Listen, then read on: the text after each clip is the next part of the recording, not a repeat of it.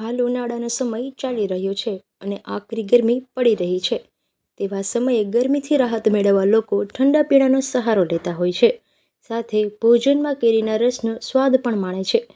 કેરી કરતાં રસ સસ્તો મળે છે, આથી લોકો કેરીનો રસ તૈયાર પણ લે છે.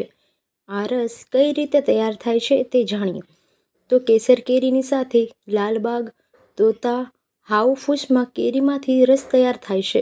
કેરીની સાથે દૂધ, ખાંડ નાખી અને કેરીનો રસ તૈયાર કરવામાં આવે છે.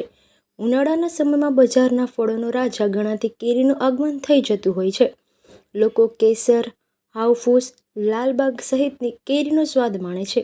શરૂઆતમાં કેરીના ભાવ વધારે જોવા મળતા હોય છે, આથી લોકો બજારમાં મળતા કેરીના તૈયાર રસ વધારે પસંદ કરતા હોય છે. પોરબંદરમાં ઉદ્યોગનગર વિસ્તારમાં કેરીના રસ તૈયાર કરવામાં આવે છે. નીલકંઠ રસ ભંડાર દ્વારા આમ તો માર્ચ માસથી કેરીના રસનું વહેંચાણ કરવામાં આવે છે. કેરેલાની તોતા, લાલબાગ અને હાઉસ કેરીનો રસ તૈયાર કરવામાં આવે છે. કારણ કે કેસર કેરીનો ભાવ વધારે હોવાના કારણે હાઉસ અને લાલબાગ કેરીનો રસ તૈયાર કરવામાં આવે છે. કેરીનો રસ તૈયાર કરતા દીપકભાઈ ચાવડાએ એવું જણાવ્યું હતું કે અમદાવાદથી તોતા અને લાલબાગની કેરી જથ્થાબંધ મગાવીએ છે. આ કેરીને પાણીથી સાફ કર્યા બાદ તેના પીસ કરી અને મશીનમાં નાખવામાં આવે છે. તેનો રસ નીકળ્યા બાદ તેમાં દૂધ, ખાંડ અને પાણી નાખી વલોવવામાં આવે છે. ત્યારે મશીનમાં 1 કિલોના પેકેટ તૈયાર કરવામાં આવે છે. આ રીતે રસ તૈયાર કરી અને બજારમાં વહેંચવામાં આવે છે. લૂઝ પેકિંગમાં પણ વહેંચાણ કરવામાં આવે છે. કેરીનો ભાવ બજારમાં વધારે હોવાથી કેટલાક લોકો કેરીનો તૈયારી રસની ખરીદી કરે છે. લાલબાગ, તોતા કેરીમાંથી તૈયાર થયેલા ₹10નો કિલો વહેંચવામાં આવે છે. જ્યારે કેસર કેરીનો ભાવ ₹150 જેવો જોવા મળે છે. હાલ લોકો કેરી અને તેમના રસની મજા માણે છે.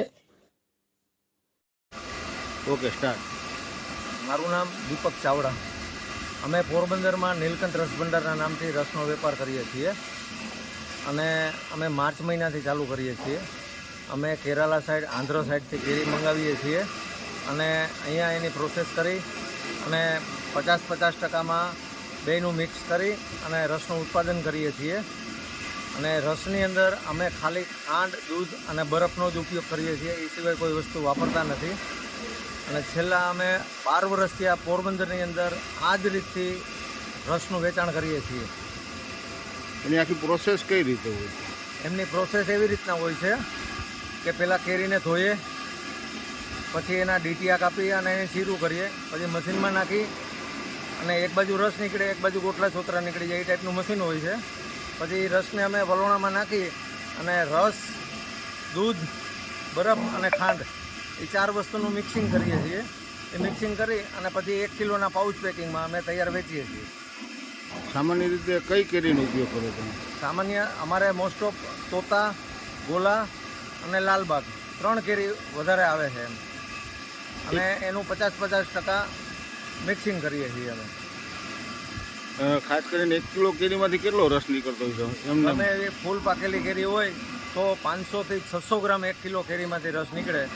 પછી અમે ખાંડ અને દૂધ ને બધું ઉમેરીએ છીએ એટલે અમને 1 કિલોમાં વળતર મળે એમ.